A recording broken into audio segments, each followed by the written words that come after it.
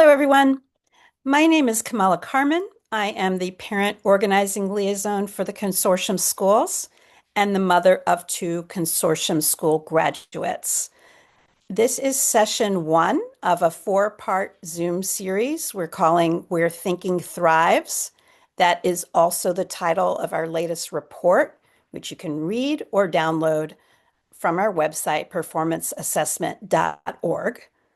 We'll put that link in the chat as well. Today's session is an overview of consortium schools where we'll focus on the unique aspects of classroom experience, culture, and assessment. I'll start by giving you a brief introduction to the consortium. After that grounding, we'll pivot to a discussion with a current consortium student, teacher, and school leader.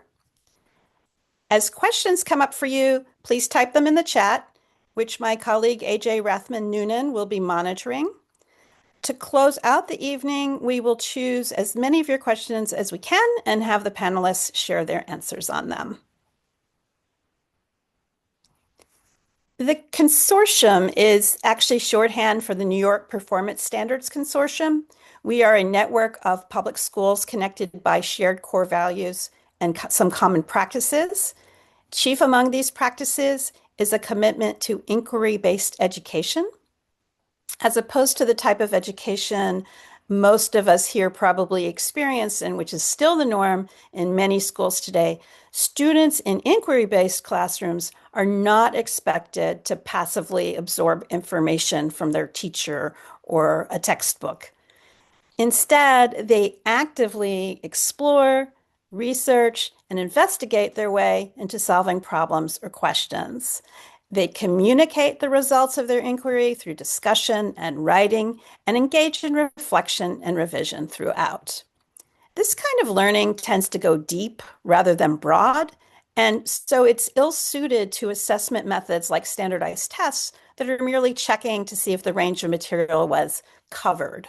For this reason, the consortium has developed an alternative way for our students to demonstrate their learning, the PBAT, or Performance-Based Assessment Task, which you'll hear more about as we progress through this workshop.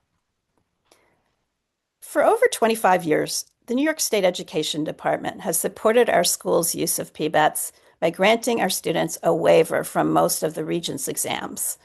While most public high school students in New York State must take and pass 5 Regents exams in order to graduate, consortium students take only the English Language Arts Regents.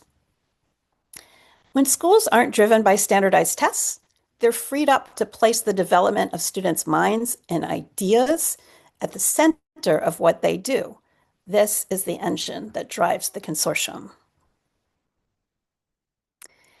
In order to graduate, all students in our schools must complete PBATs in 4 subject areas: math, science or engineering, literature, and social studies.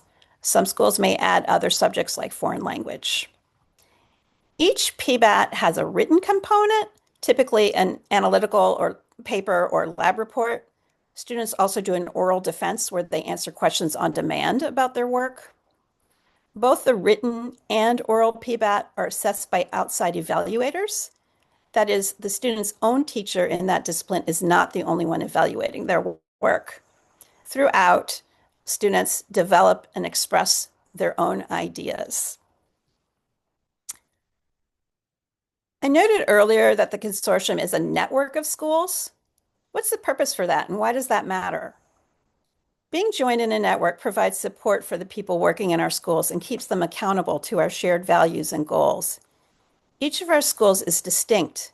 They're not centrally controlled. Instead, the network provides, as we like to say, top-down support for bottom-up innovation. This includes cross-network teacher exchanges and professional learning groups, shared development of the rubrics used to score the PBATs, and research about the effectiveness of our work.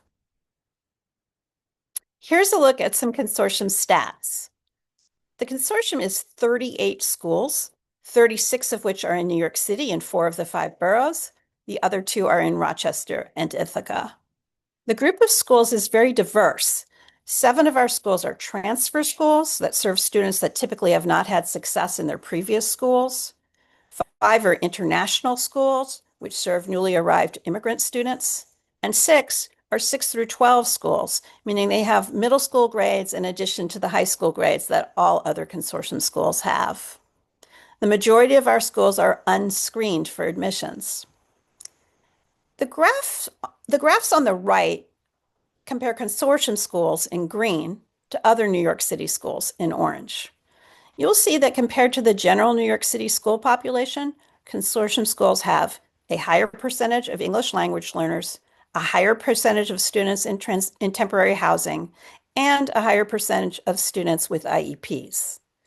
They enter our schools with lower test scores than their counterparts, and their families have slightly more economic need. In terms of race and ethnicity, our schools are made up of approximately the same percentage of white and black students as city schools, but we have a higher percentage of Hispanic Latino students and a lower one of Asian students. Despite the relative disadvantages experienced by our students, as illustrated in that last slide, this slide shows something remarkable. Our students are outperforming their peers when it comes to four-year graduation rates. The difference for students with disabilities, as you can see in that second to bottom bar graph on the left, is particularly noteworthy. And that good news continues beyond graduation. Consortium schools outperform the city and the country on college enrollment and persistence, meaning staying enrolled in college. I'll end this intro with this quote from researchers who analyzed data about consortium graduates who attended CUNY colleges. They conclude that the tendency of consortium students to outperform their demographically similar peers is especially pronounced for Black males, writing that, quote, they are noticeably more likely to persist in college and to receive higher grades. Okay, and now what I am most excited for about tonight's panel discussion. Panelists, please wave your hand when I read your bio so people can match you to your description. I've listed our wonderful panelists in alphabetical order by their first names. First up is Avery Sevier. Avery is a senior at Urban Academy. She transferred to Urban in 10th grade after attending a Regents-based school for her freshman year. Avery is from Flatbush, Brooklyn, and has a passion for photography, live music, and social justice. She will be majoring in art and aesthetics at Bard College, Berlin in the fall. Next is Melissa Jacobs. Melissa is the principal co-director of the James Baldwin School, a transfer high school in the consortium. Prior to coming to Baldwin, Melissa was an assistant principal of a Regents-based high school and taught ELA in the DOE for 10 years, first at a small school in the Bronx and then in Lower Manhattan. She is also a mom of 2 rambunctious boys and 2 equally rambunctious cats. Last but not least is Philip Cord. Philip is a social studies and special education teacher at Harvest Collegiate and an aspiring school leader. In his 15 plus years as an educator, he has worked in various K through 12 school environments. Some of his areas of professional interest include family and alumni engagement, educational technology, and data science. Again, as you listen to the discussion, please type any questions you have in the chat. We'll collect them for the post-discussion Q&A. All right, panelists, let's go. As we know from your bios, all of you have studied or taught in both consortium schools and non-consortium schools. What's it like being in your classroom on a typical day at your consortium school compared to a non-consortium school? Avery, can you go first? Yeah. I think the biggest difference between my classroom at a consortium school versus my classroom at a non-consortium school is just how like discussion based all my classes are. Like from my math classes to my art classes, it feels like every day is like centered around like learning how to like synthesize our ideas into words that our peers can like understand on top of like the content of the class. Like we do take notes and we do get like lessons and stuff, but so much of our day is spent just like talking to each other and trying to understand each other's ideas. So yeah. Okay. Philip, I'd like to address the same question to you, but from your perspective as a teacher. On a typical day, how does what you do with students in your social studies classroom at Harvest Collegiate compare to what you might have done in previous schools where you taught? So the word that comes to me most when I think about that is freedom. And as a teacher, I've worked in a lot of environments. And I've worked in a lot of environments in region schools where like there's been a heavy emphasis on like the test, and a lot of what I'm teaching is like trying to go through the content to prepare the students to take the test. But the thing I love about consortium is that I feel like it gives me the freedom to really like teach in the ways that help me to foster like genuine like historical skills. I'm a special ed teacher and a social studies teacher, so like a lot of what we're doing in my classroom is like research skills, document analysis. But the thing I love most about it is that because I have freedom to go like really deep on different topics, it allows me to really like capitalize on student interest, and it really helps to like foster joy of reading and joy of history in a way that I found really difficult in other places in my career. And I think a big part of, if we're looking at day to day, like some of the things we'll be doing is looking at high level text. Like a lot of the texts that I pull come from my own personal library in terms of like high level academic texts. Um, so students are reading and looking at things from archives, or like journals online, journal archives that they will be looking at in college. And the beautiful thing is, because of that freedom that I don't have to like worry about teaching to a test, it allows me to really capitalize on student interest. Like if students are really interested in talking about something current, we can really pivot and really dig into like a deep analysis of that in the same way you would in a seminar class in college. And a lot of that includes a lot of our classes include seminars. We do a lot of discussion and a lot of writing as well. I try to include as much authentic writing as if they were actually in college. Like for example, I was teaching the capstone class last year, and one of the beautiful things is, in that class, students are allowed to write about basically whatever they want to write about in terms of history. They choose their thesis and their topic, and then that's what they're going to present their PBAT on. So I've had students, like one example, a student wanted to write about 9/11 and talk about surveillance in the United States. So she was writing about Islamophobia, the surveillance state, and like those sorts of things, because she had a relative that was in 9/11. So it was very personal to her. I had another student write about he loved anime, so we worked out his thesis, and he wrote about anime. As his topic was anime as propaganda. Is it propaganda? And is it meant to build soft power for the Japanese state? So I'm just giving a couple examples, but the freedom for students really, what I really see is that I have such high levels of engagement because students are able to really dig into the things they love. So, and because they love it, it makes my day just so much better. So, definitely my experience has been really wonderful, compared to a lot of the other schools I've worked at. Melissa, as an administrator, you have more of a bird's eye view of the school as a whole. When you are looking across classrooms at your school, how does what you see differ from what you saw at non-consortium schools where you were a leader? Yeah, thanks for that, Kamala. It's a world of difference. In the opening slides, Kamala mentioned, our approach to inquiry-based teaching and learning. And what that looks like is that students are really meaning makers in our schools. They are, just like Avery mentioned, sitting in circles, having discussions. They're poring over primary sources. They're creating concept maps to make connections between ideas. They're doing experiments in science class. Their classrooms are like workshops of learning. There is student ownership over the space, the way that you just heard Philip talk about student ownership over their own research and their thinking.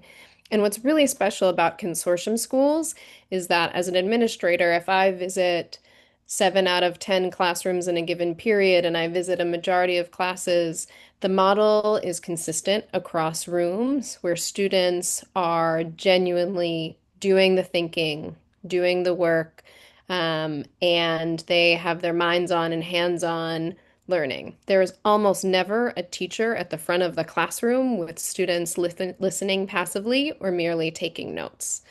And I think that in many other schools, this kind of teaching and learning happens in pockets. But in the consortium school, because the model is so clear and there is so much support, it is genuinely consistent. And this consistently both supports the teachers to teach in this way and also helps the learning to become really internalized on the experience of the students. And I think that these ways of teaching and learning also impact the school culture as a whole. Students' thinking is at the center, and because of this, I think our students have a stronger sense of belonging in our schools, and they feel known both as people and their identities, but also their ideas. They come to see themselves as intellectuals and thinkers, and they develop that confidence that I think allows the high persistence rates that Kamala talked about earlier. Um, and so I think that it's a pretty stark difference. You know, in traditional schools, they're always going to have to default to Regents practice, whereas the PBAT allows for so much truly deep learning, learning through revision. And so anytime just like walking around the building, the difference is very stark. Thank you for that answer. Philip, you touched on this a little bit before, but I'm wondering if you can maybe expand on for this question. Consortium schools have historically had higher teacher retention rates than other New York City public schools, but creating the classroom culture that you described earlier seems like hard work. So why do you choose to take this on, and a little bit more from what you spoke about before? So I want to start by saying, like, in my experience, I've run into many amazing educators in all schools I've worked at. And I think, a lot of teachers really go into it loving, nobody becomes a teacher because they, don't love their subject or they don't love working with students or whatever it is. Um, so I think the critical difference is that, there's kind of like a sense of ownership, a sense of responsibility when you come to consortium because of that freedom. So it's like because I'm empowered to do the things that I want to do and do the kind of work that feels really great and feels productive and feels like students are really engaging.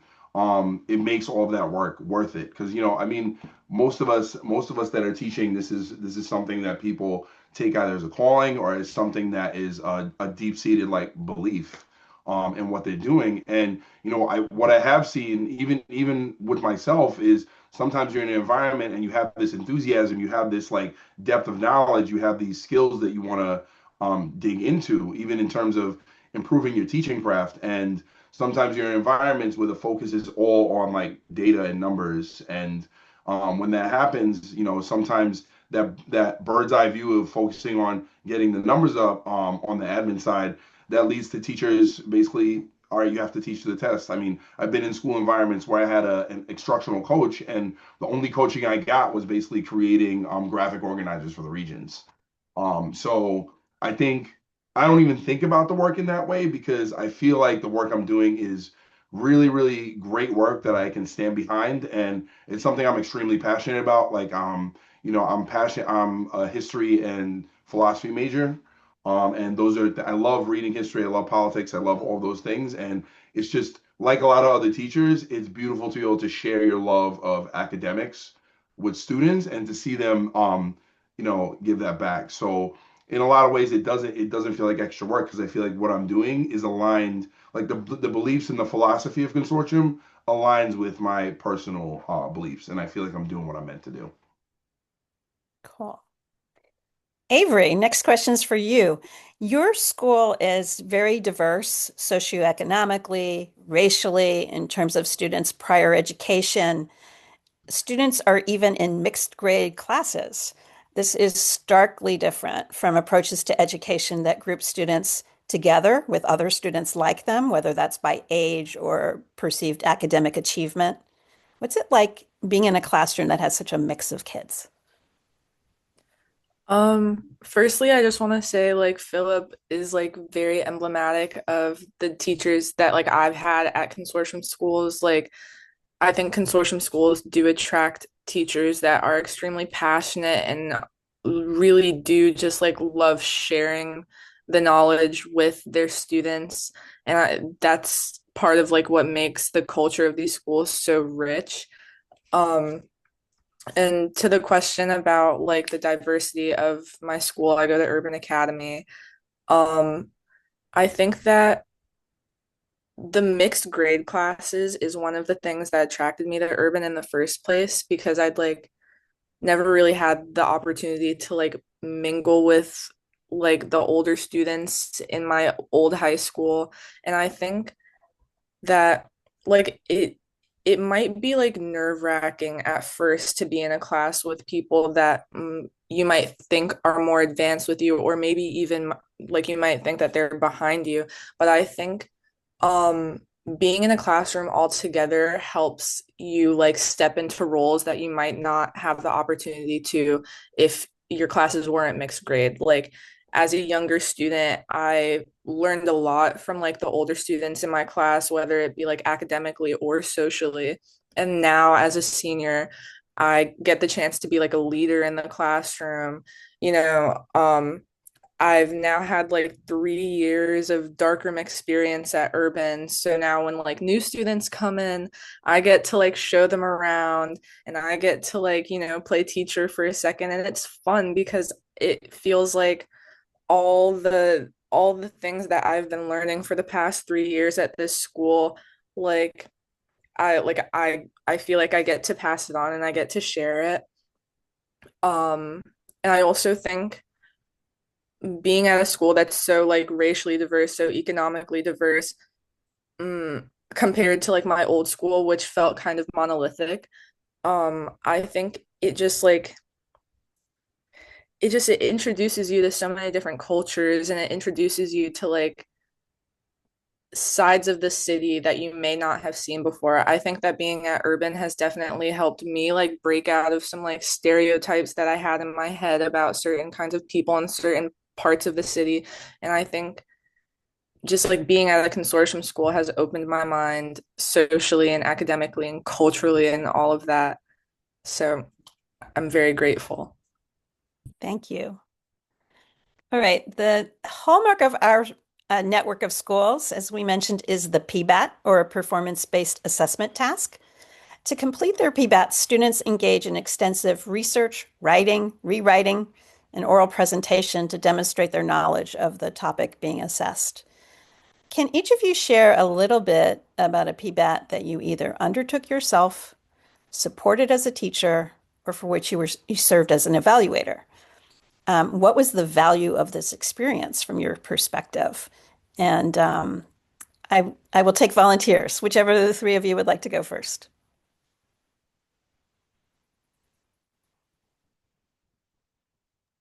I can go. So I touched on it a little bit earlier, but I taught the capstone class, which for those that don't know, the capstone is basically that's where they're working towards their PBAT, their performance-based assessment, which is basically what is that's what is replace is a substitute for the regents, right? That's what we do instead of the regents. So in teaching that class, I taught the U.S. history one. So basically, I taught that, and what it does is it gives students an authentic, like college level research experience. So, like, the class is basically I modeled for them a little bit how to write the paper. The papers, a lot, some of them were up to 15, 20 pages that the students wrote. But basically, they're writing a paper and then they're doing a defense. They're doing a panel defense. Kind of like a mini dissertation, right? But like some of the ones that really stood out to me. So I had one student who, a lot of times what ends up happening is we end up getting in conversations about just current events and stuff going on.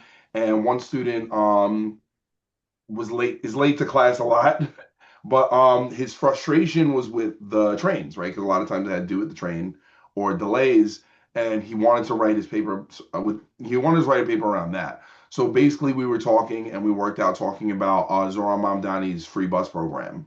So he ended up writing a paper where he was talking about can free buses or free trains work? Has it worked anywhere else in the country? And like what would that entail? And it was a really awesome paper. Like through that process, basically, I'm kind of like a facilitator. I'm not like teaching lessons every single day. They're doing a lot of like basically I have checkpoints for them, and it's like I'm checking their draft. It's going back. We're working on looking at sources, things like that. And like I said before, a lot of times I'm pulling books from my own home library because I have a lot of sociology, a lot of history books. So I pull a lot of stuff to give them, but it was a really awesome paper where he was basically looking at some pilots and arguing from a fiscal standpoint and that how it was possible, right, to do that here. It was really interesting. That one stuck out to me. Another one that stuck out was the one I was talking about with 9/11, and that student also I ended up actually I have two copies of the 9/11 Commission report in my house. And that student wrote, she read a good amount of it. And it's just what really struck me is the level of rigor, like the level of like productive struggle. That students, when they really, like they light up about their topic, and because of that, they don't care about reading 100 pages of a college level book. Obviously there are scaffolds and supports that we give, like there are ways to scaffold that. But students are really driven to like they do a lot more work than they probably think they would do otherwise. Because again, we do the things we want to do. We don't do the things we don't. If when we're motivated by like, an intrinsic like desire, anything's possible. So those are like I could talk all day about them, because I had a bunch of really great ones. But those were some that stuck out. And like I said, the great thing is I believe that they are more prepared for college because if you can write a 20-page paper where you are doing archival and database research, you're doing formal citations, you're learning how to speak on your topic as an expert. Those are invaluable experiences that I feel you can't get at other places. Thank you for that. Um, Avery, I'm going to call on you to go next. Yeah, actually, this is really funny that this question came up because I was reading one of my PBATs that I wrote like last year, last night and sitting on my desk. But like to what Philip said, like I think that PBATs like stretch students like way further than people think that they do. Like I I think that PBATs they force you to like figure out how to research and how to write at like a college level. And of course you have support from like the teachers and facilitators at your school, but there's like a lot of like learning and like self-discipline involved with like completing your PBATs. My school calls them prereqs and proficiencies. So like if I say that, like I'm talking about the same thing. But I remember one of my first social studies classes at Urban, and the first PBAT that I worked on, my social studies prereq, was in this class called the 50th. It was about like the history of hip hop, and it was 2023, so it was like the 50-year anniversary, and there was like all that like hubbub around the city. And I decided to write my prereq about like the history of gangster rap as a genre and its like social and like cultural like implications and how it's affected the perception of Black people like globally in the past like 40 or yeah like 40 30 years of like gangster rap being like a formal genre. um and I think taking that class and writing that paper, it was like 16 pages long. I spent like 6 months on it, but I think it just kind of like broadened my idea of what like history class could be, what like social studies could be. Because I like at my previous school, like the only history class I had was like Global Nine, which is very useful, but sometimes it's really fulfilling to like just like go so deep into a topic and like gain like such like a depth of knowledge in this one thing to become like an expert in this one thing. That's what PBATs make you do. They make you become an expert in a topic of your choice, and you have to prove that you're an expert to the teachers in your building. And that's how you graduate. Um, it's like it's so fulfilling to be able to do that for yourself and now you know all this stuff about a cool topic and then you have this like super cool paper to show for it and it's just like you walk away feeling so proud and so smart. And yeah, it's great. Thank you for that, Avery. It really echoes what I saw with my own children in their consortium school as well. And so, last but not least, Melissa, also, if you could talk to about, because Avery said the teachers in her school, but the model asks for external evaluators also. So if you maybe could touch on that. For sure.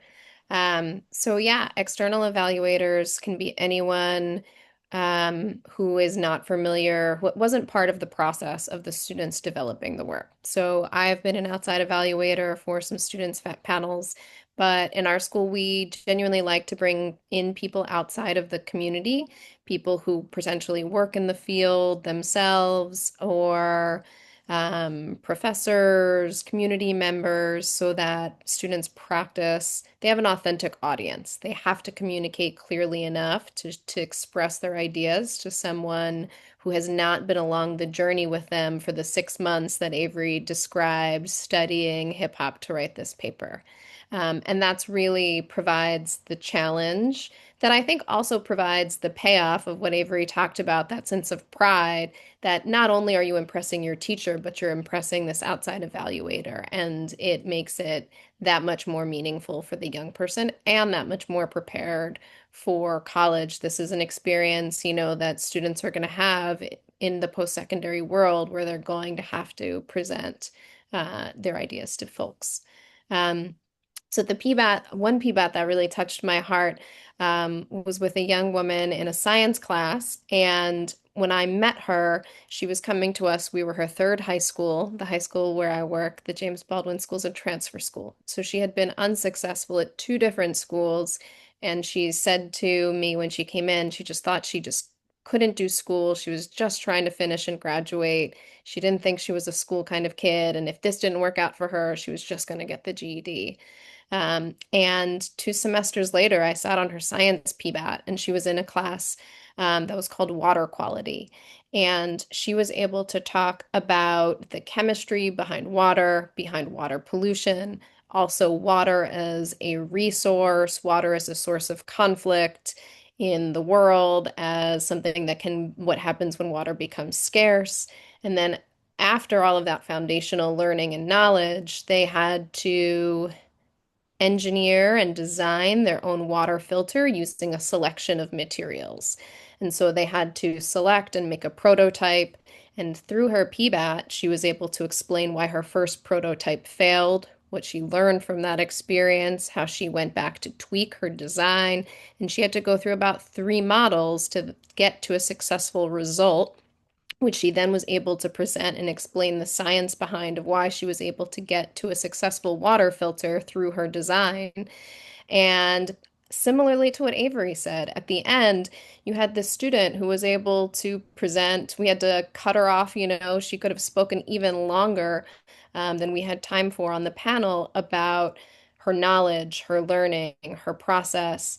And that all of that built so much, right, persistence in her to be able to learn from the failure, to analyze what went wrong. And that's what we're hearing from all of our workforce partners that they want. What we need for our citizens to have is that ability to problem solve in the face of challenge and really think critically about what happened, what can I learn from this, and how can I apply it to move forward. And so getting to see that whole process through her work and see this young woman who thought that she was on the brink of dropping out, feel such tremendous pride in her work, especially in a STEM class, was really tremendous. And she's now enrolled in college. She just came back and visited the other day, and she is thriving. And so that's the power of the consortium school, that students who feel really marginalized and disenfranchised in a lot of other spaces come to feel such ownership over their ideas, and they transform, and they are able to really see themselves as intellectuals, because they are able to, like you've heard Avery and Philip also say, explore their interests and go deeper rather than racing through content that they're trying to memorize and regurgitate. Absolutely. Okay, so my next set of questions is about the portrait of the graduate. Like many other states rethinking graduation requirements, New York has developed a portrait of a graduate, and that showcases what skills and attributes a student needs to have developed in order to leave high school prepared for life after graduation. And so I'm going to start with Avery, and I'm going to ask you, Avery, when you look at the state's official graphic of the portrait in this slide, can you talk about particular aspects that you see you built competency in through your coursework at Urban? Yeah. I think what stands out on the portrait of a graduate for me is being a critical thinker and an effective communicator. I think that those are definitely skills that I've honed during my time at Urban. Um, and like in my coursework, it's definitely showed up. I'll give the example of like my pre-calc class last semester. Um, it was kind of unconventional the way the class was structured, and my teacher himself wasn't super big on homework. So we had this like alternating schedule. The class met 2 times a week for like 2 hour periods. So on Tuesdays, he would give us like a practice assignment, and it would just be like standard like math problems. And we would come back on Friday and we would talk about like the math problems that we did. But on Friday, we got this assignment for the weekend, and they were these summary assignments. And basically, they were like little proofs for things that we worked on like during class. So we'd write about like a problem that was really interesting, or maybe a problem that was even really challenging that we didn't like totally understand. But the point of the summary assignment is to talk about, why you didn't understand it, why was it challenging, what maybe could have helped you understand it, you know, like how, I guess what my teacher wanted to hear was how we interacted with the problem. And I think it just like it felt so different than my classes, like my math classes at my Regents-based school, because it felt like the class wasn't structured in a way for me to talk about like how the math made me feel. It was just like, okay, either you get it right or you get it wrong. But in a consortium school, it's more of a dialogue, and I think that that helps me get more excited about math and helps me feel like less scared of it. And it like instead of just like mindlessly memorizing like formulas and subjects and stuff, it becomes a part of my everyday, which I really appreciate. And the summary assignments help me like get more comfortable using math terms instead of it feeling like this big like ominous subject. So yeah.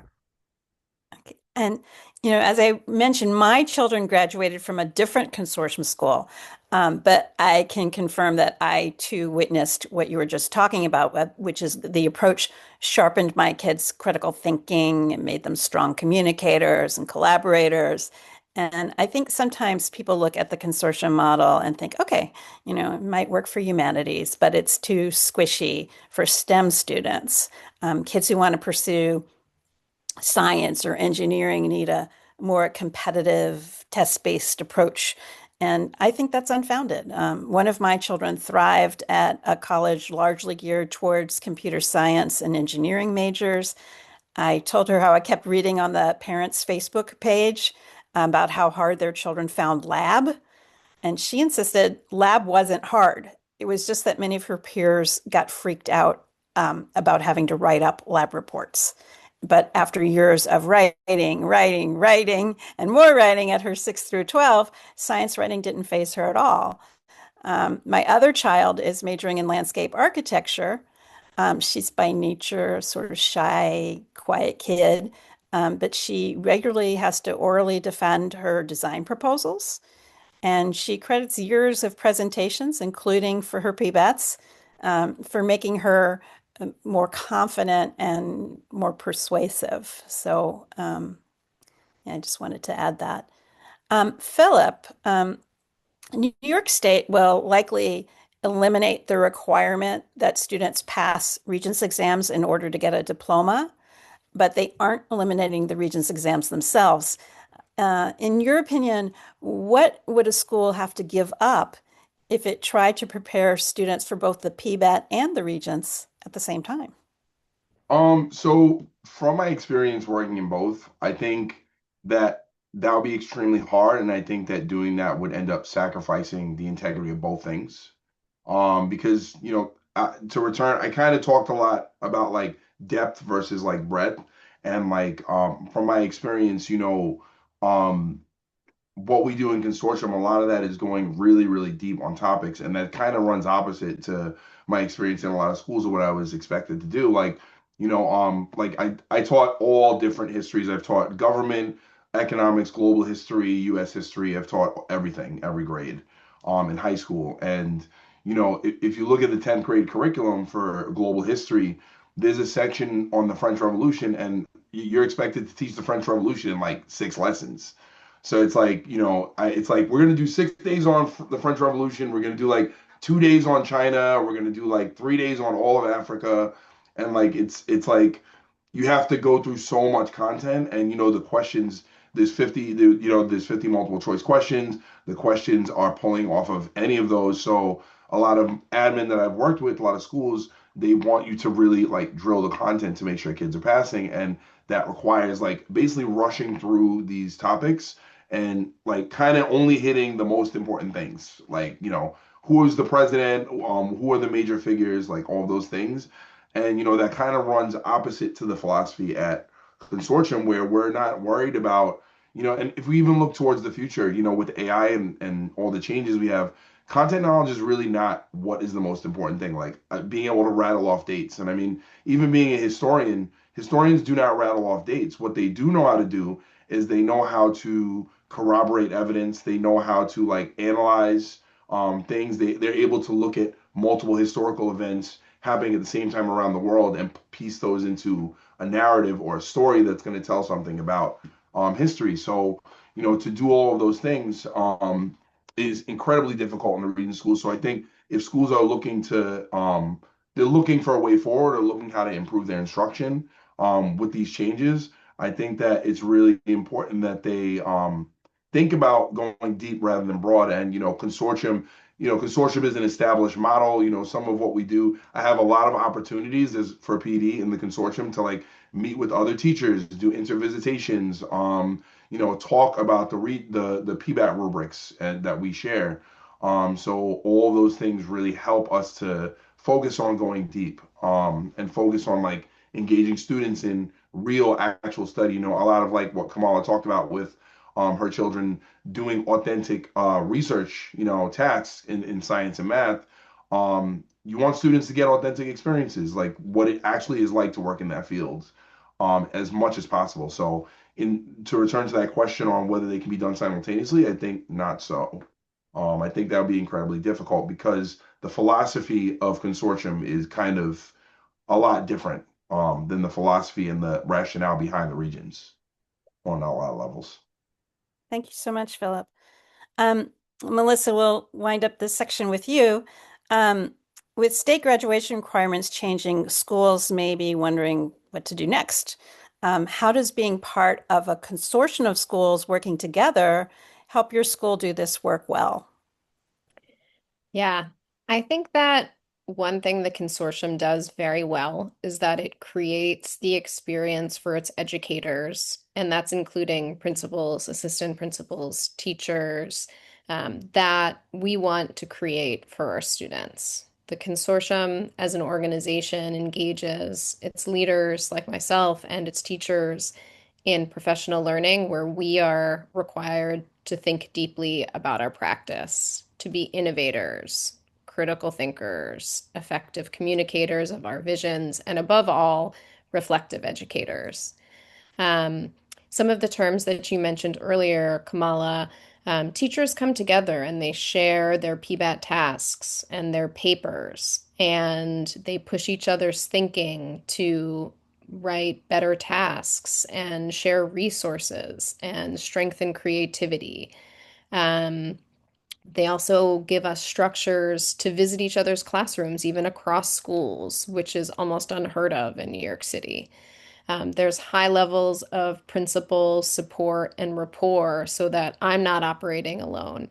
And I think that all of this serves to give resources and support, tangible supports to the work, but also it really creates a sense of belonging. And I think what you've heard from Avery about her sense of belonging in her school, and Philip's talking about his sense that he's doing the work he was called to do, right? The consortium helps us feel that, it cultivates it because what we're doing as a group is rooted in our beliefs and values about what we think teaching and learning should look like, that we think young people's ideas should be centered instead of the content being the center.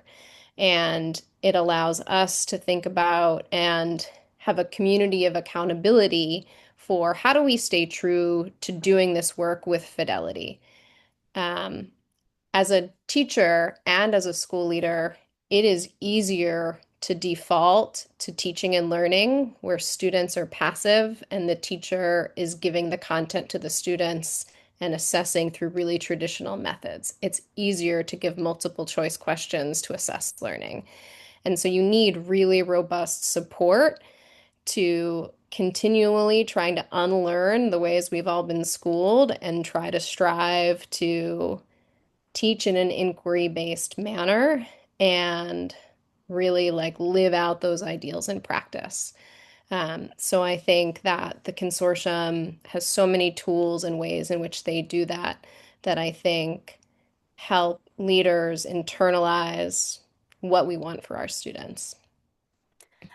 Before we get to the audience question that we have so far, I actually want to ask you a follow-up question to Great. that, which is when you were talking about accountability, I know one of the things that we chatted about before was the moderation study, moderation studies. Do you mind talking a little bit about what that is and how Mhm. that works and Yeah. why? So for a given, let's say, we haven't talked a lot about ELA tonight, right? So for ELA, for example, the teachers will get together, teachers from many different schools. They will all bring their PBAT tasks. Actually, in advance, they submit their PBAT task and some student work samples. And the consortium has, over its history, worked to develop shared rubrics for the PBATs.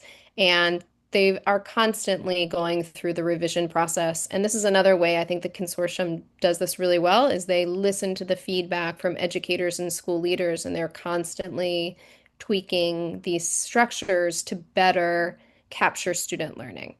And so they basically share student products and then they assess blindly the student products in front of them.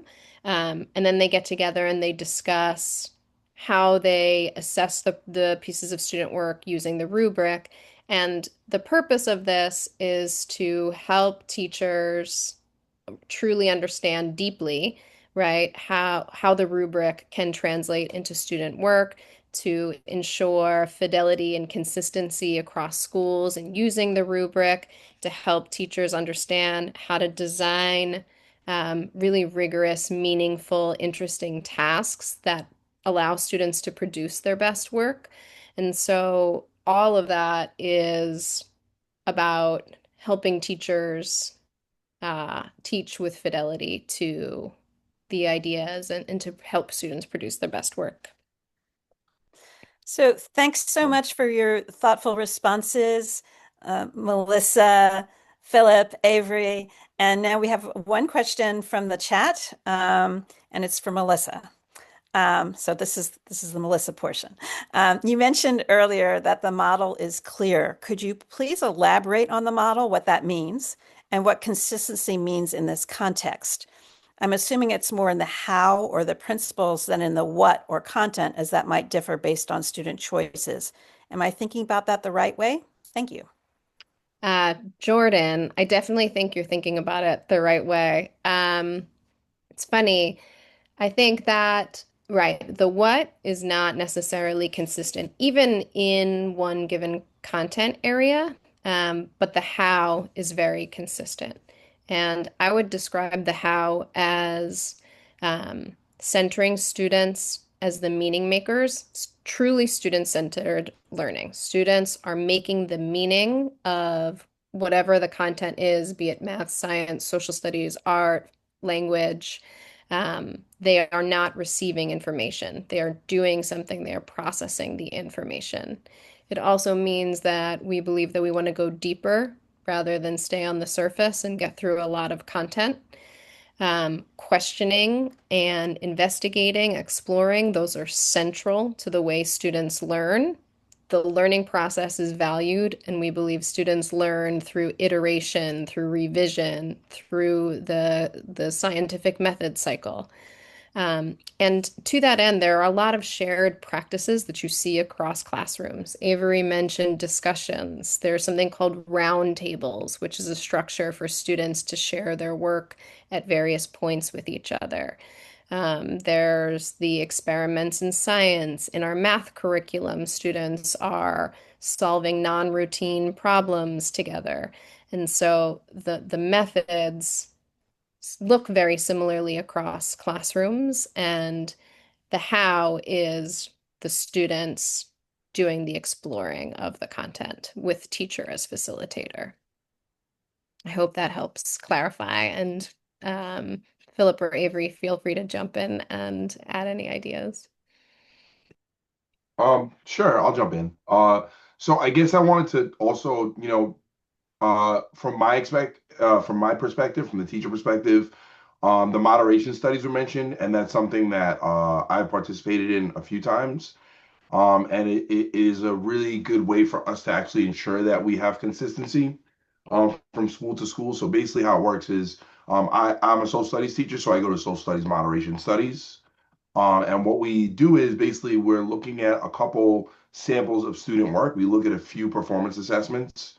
And what we're doing is looking at the rubric, we're talking about the rubric, and then we're looking at some samples of work. And we're really, really picking apart that work in a constructive way and thinking about like, was this a good task? The graphic organizers that this teacher was using or the rubrics they were using like for their own assignment aside from the PBAT rubric were those bringing those students towards excellence on the PBAT rubric.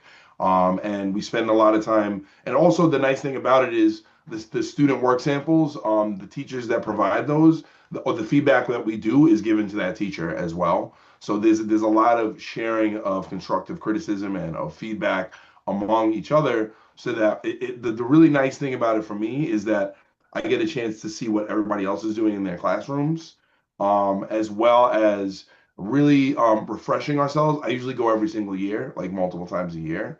I go as much as I can because I really love being with other teachers and thinking about the work we're doing in terms of the rubric and in terms of how we're bringing students closer to excellence on that rubric. So, a lot of people talk about the regents, and I think a lot of people are afraid that if we get rid of the regents, we're going to be getting rid of like standards in some ways. But I don't think that's true at all. I think that the PBAT rubric, actually, if you look at the components of it, are really bringing students more closer to authentic college readiness, authentic academic excellence in the way of how professionals conduct academics, rather than just proficiency on an exam in terms of content knowledge in a subject. So I think that in terms of that, that's a really great way that we unify on what we're doing. Okay, I'm just AJ just put this in the chat, but I'll say that she said that the rubrics are on our website, which is I think link in the chat. So if you're curious to look at any of these rubrics, you can follow up and do that. And if I'm correct, there are no more audience questions. So we will go to the next slide.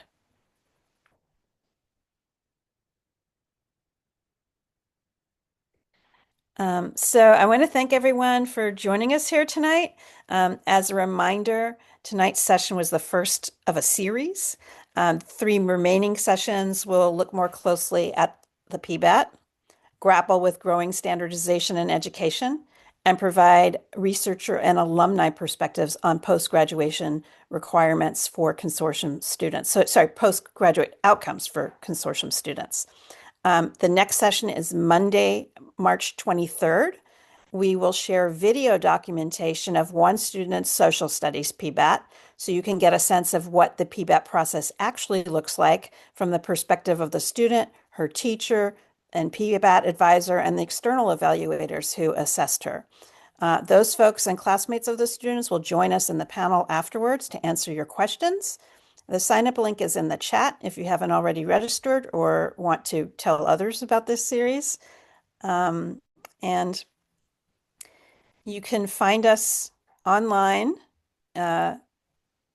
in the slide. These are the places you can find us online: our website, social media.